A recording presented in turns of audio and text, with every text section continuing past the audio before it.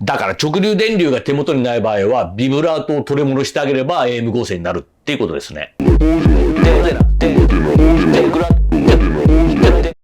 この音楽講座、前回のブックランに続いて原型音源の2つ目、ムーグですね。これは本物でなくて、アップストアで買えるエミュレーターって言っても、ムーグミュージックが供給してるアプリなんで、エミュレーターの本物ってことですかね。前回のブックランの時に、イーゼルには10個のセクションがあると見立てて、パネルの並び順にセクションを詰めていったんだけど、ミニムーブはパネル見た感じ、セクションが7個なんだけど、原産方式シンセの伝統的なセクション名も、その後のシンセに比べるとズバリと書いてないようにも見える。だけどもちろんこっちがオリジネーターなんで、その配置からなんでそうしてんのかなっていうような背景を読み取っていくと。ミニムーブには、イーゼルみたいなパッチの穴が見当たらない。そのパッチをパネル上で実現するのが横長のスイッチ。その横長のスイッチでパッチした先のモジュレーションの深さは、パフォーマンスパネルのモジュレーションホイールで設定すると。オシレーターモジュレーションスイッチをオンにして、モジュレーションホイールを上げていくと、それから、フィルターモジュレーションスイッチをオンにして、モジュレーションホイールを上げていくと。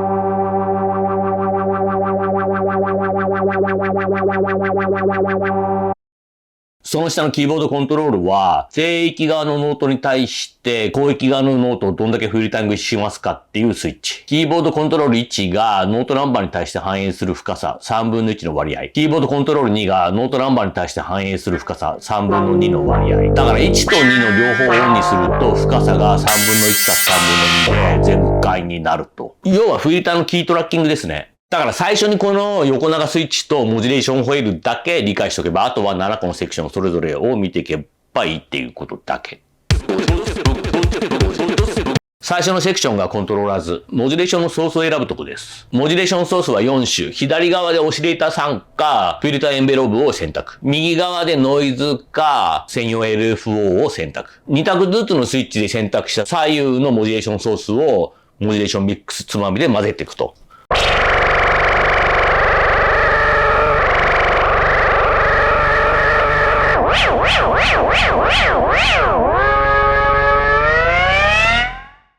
専用 LFO のレートは、パフォーマンスパネルにあるレートつまみで設定。範囲は 0.05Hz から 200Hz。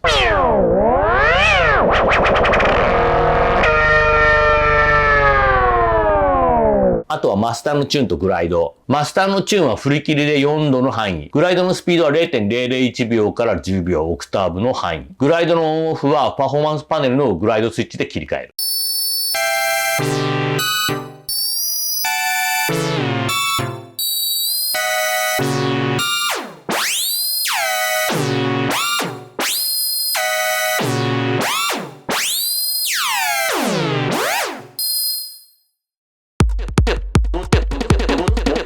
その右がオシレーターバンク。オシレーターが3台入ってて、気温のレンジは6段階。右に振り切ったところから1オクターブずつ4段階下がってって、最後の段だけ一気に4オクターブ下がって過聴域外の波になると。なんだけど、この過聴域外の波っていうのがゼロクロスしてないとこで、要は急激な負荷電流の立ち上がりタイミングごとにちゃんとプチって言ってくれまして、これが素晴らしい。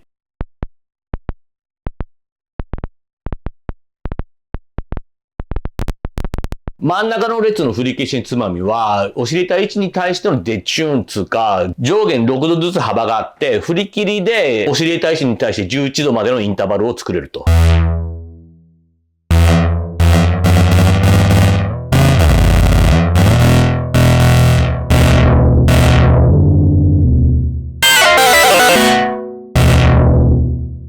オシレーター3の左についてる縦長のスイッチで、オシレーター3の周波数スピードをノートナンバーから切り離す。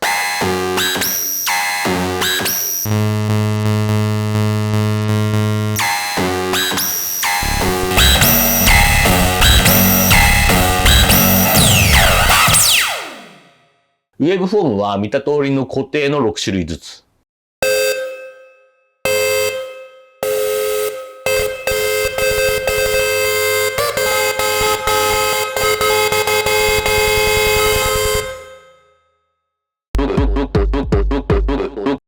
その右がミキサー。オシレーター3台とエクスターナルインプット、ノイズの計5ちゃん分をここでミックスする。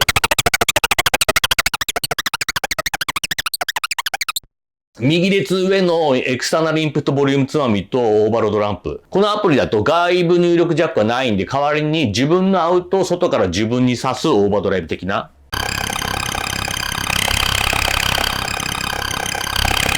その下のノイズボリュームつまみとホワイトピンクスイッチがホワイトノイズとピンクノイズの発信器。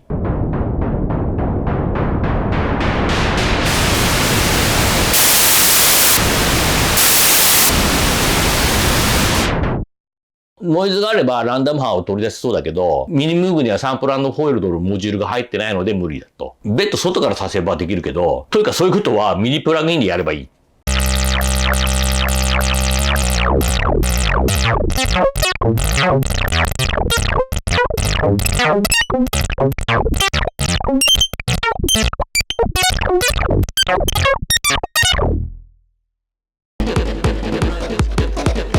その右に上下の段でモディファイアーズがあって、上の段がフィルター。10Hz から 32kHz のラダーフィルターで、カットオフレンジは 10Hz から 20kHz。スロープは24でしょオクターブのローパス。隣のエンハンシスは要するにレゾナンス。MS20 でとこのピークですね。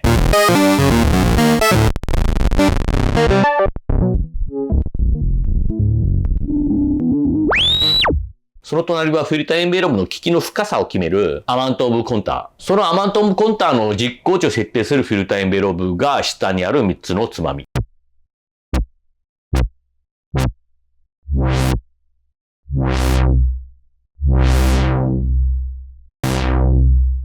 範囲はそれぞれアタックタイムが 0.001 秒から10秒、ディケイタイムが 0.004 秒から35秒。サスティンレベルはアマウントオブコンターの値に対する 0% から 100%。フィルター全体での変化幅は0から4オクターブ。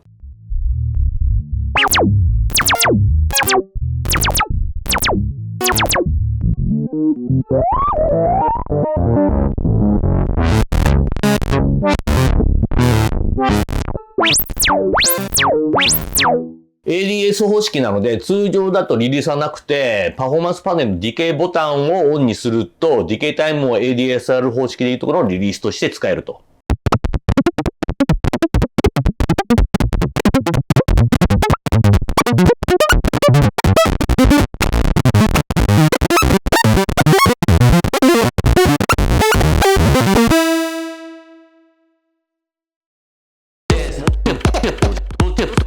モディファイアーズの下の段がラウドネスコンター、要はアンプエンベローブ。フィルターエンベローブと同じく ADS 方式なので、通常はリリースがなく、パフォーマンスパネルのディケイボタンをオンにすると、ディケイタイムが ADSR 方式でいうところのリリースになると。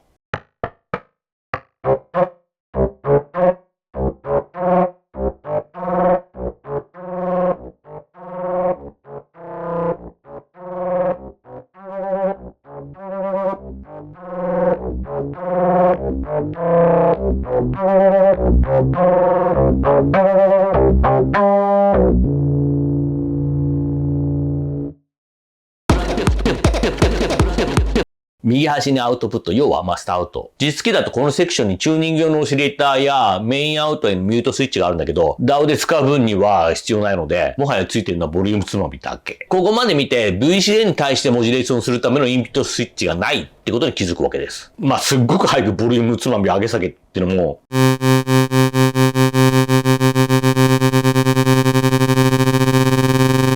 アンプモジュレーションなくてもいいでしょみたいな。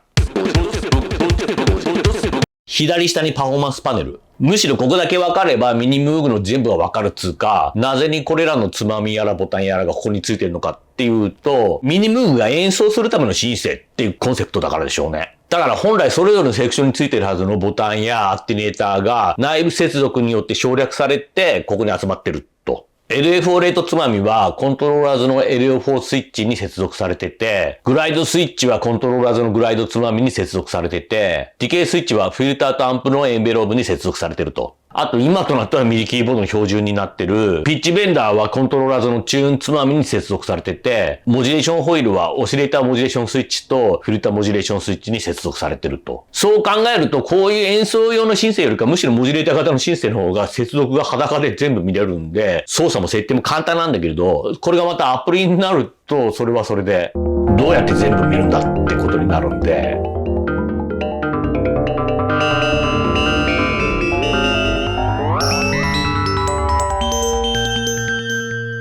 だからやっぱり、イーゼルとミディムーブはよくぞおまとめいただいた素晴らしいってことになるわけでして。で、減産方式申請の模式図。この全体の挙動を確認するためのリハビリとしては、6個の方法をそれぞれ確かめてみるっていうのが高能率でして、その6種類っていうのは、ピッチエンベローブと、フィルターエンベローブと、アンプエンベローブ。それから、ピッチモジュレーションと、フィルターモジュレーションと、アンプモジュレーションのことで。まずエンベローブ3種。ピッチエンベローブはモジュレーションソースに、フィルターエンベローブを割り当てて、オシレーターモジュレーションのスイッチをオンにして、モジュレーションホイールを上げて、フィルターのエンベローブで設定しちゃうと。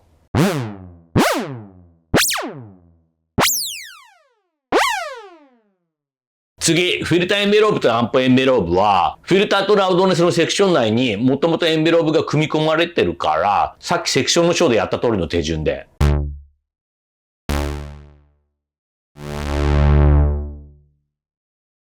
次、変調3種。ピッチモジュレーションは、要するにビブラと FM 合成のことだけど、オシレーター位置をキャリアと見立てた場合、例えば専用 LFO をモジュレーションにするとして、モジュレーションソースに専用 LFO を割り当てて、オシレーターモジュレーションのスイッチをオンにして、モジュレーションホイールを上げて、パフォーマンスパネルの LFO レートでモジュレーション周波数を。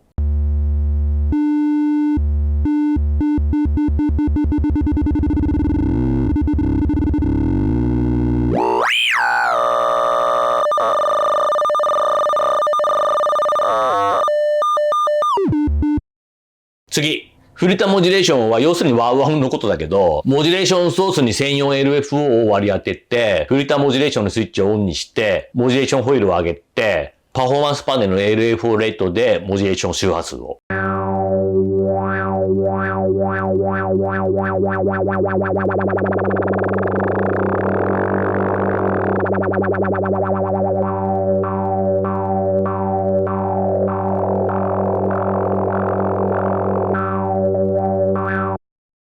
次、アンプモジュレーション。要するにトレモロ、リングモジュレーターのことだけど、ミニムーブにはアンプに対してのインプットスイッチがないので、単体で実現するにはフィルターのカットオフを無理やり音量ボリュームに見立てるとして、オシレーター3のフリケーシーつまみを過聴域にまで上げていくと。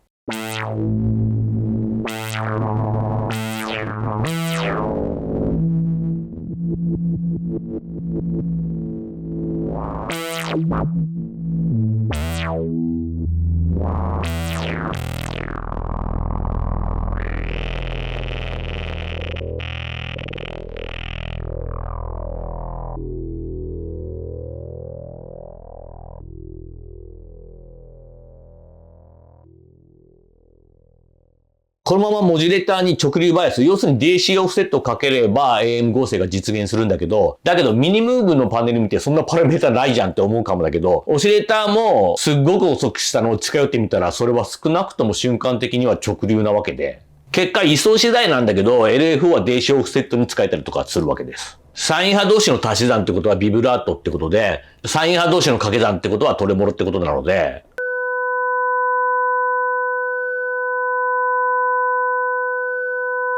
だから直流電流が手元にない場合は、ビブラートをトレモロしてあげれば AM 合成になるっていうことですね。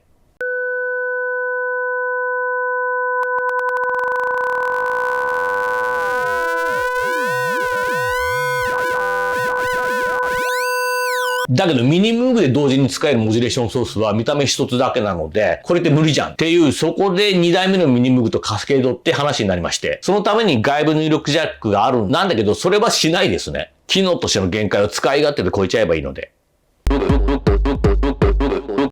交流信号も拡大していけばどんどん直流信号に見えてくる。だから十分に周期が遅ければ交流と直流は同じものだっていうように、そういえばデジタルの01もそのスイッチする式位置の幅を持ったアナログ信号なわけで、しかるにアナログとデジタルは同じものだともなるわけでして。だから LFO が十分に遅い周波数な場合には LFO を電子オフセットとして使える。ということは逆から見れば、その周波数をカット、要するに EQ でのローカットは偏った波形、バイアスされた電子オフセット値を中央に戻すための電子ノッチとして使えるってことですね。